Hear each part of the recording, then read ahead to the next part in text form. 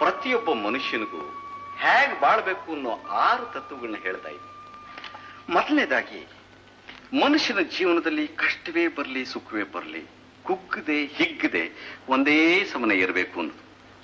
ಎರಡನೇದು, ಮನುಷ್ಯನ ಗುಣ ಅವಗುಣನ ಸರಿಯಾಗಿ ಅಳತೆ ಮಾಡಿ ಆಮೇಲೆ ಸ್ನೇಹ ಮಾಡಬೇಕು ಅನ್ನೋದು.